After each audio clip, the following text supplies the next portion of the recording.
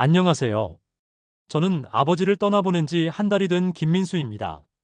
오늘 이 이야기를 하는 것은 아버지의 마지막 소원을 들어드리는 과정에서 알게 된 놀라운 비밀을 나누고 싶어서입니다. 저희 아버지는 올해 86의 나이로 폐암 말기 판정을 받으셨습니다. 항상 건강하시던 분이었는데 갑자기 기침이 심해지더니 병원에서 시한부 선고를 받았죠. 의사는 3개월을 넘기기 힘들 거라 했습니다. 그때부터 아버지는 매일 밤 손녀에게 편지를 쓰기 시작하셨습니다. 할아버지가 없어도 잘 자라거라 하는 내용이었죠.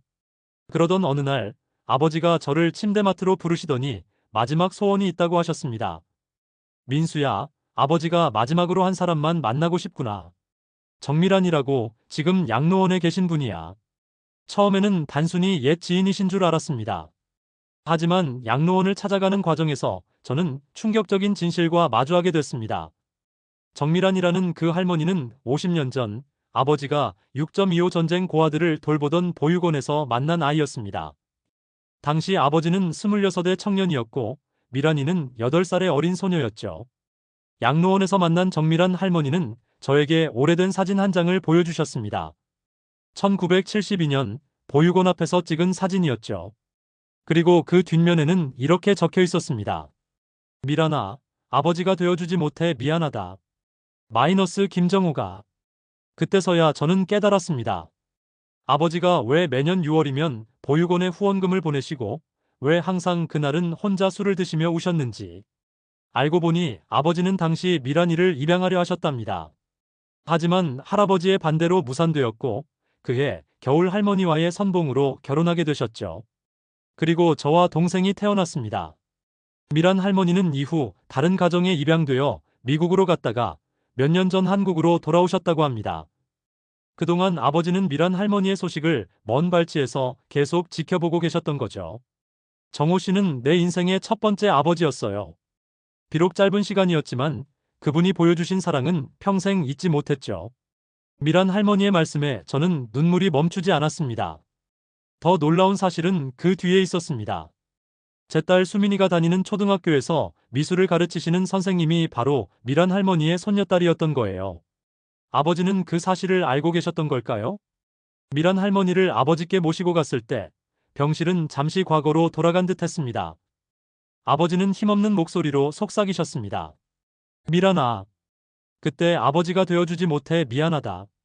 아니에요, 정우 아저씨. 제게는 아저씨가 영원한 첫 번째 아버지예요. 그날 밤 아버지는 평화로운 얼굴로 눈을 감으셨습니다. 마지막까지 미란 할머니의 손을 잡고 계셨죠. 장례식장에서 미란 할머니는 제게 오래된 일기장 하나를 건네주셨습니다. 아버지가 보육원에서 근무하시던 시절의 일기였습니다. 거기에는 어린 미란이와의 추억이 가득했습니다. 오늘도 미란이가 아빠라고 불렀다. 가슴이 너무 따뜻해진다. 하지만 나는 아직 그 이름의 자격이 없다. 미란이가 열이 심하다. 밤새 간호하며 기도했다. 신이시여, 제발 이 아이를 지켜주소서. 오늘 미란이가 처음으로 웃었다. 그 웃음을 영원히 지켜주고 싶다. 일기장을 읽으며 저는 그동안 몰랐던 아버지의 또 다른 모습을 보게 됐습니다. 늘 무뚝뚝하고 말씀이 적으시던 아버지는 사실 이렇게 따뜻한 마음을 가진 분이셨네요.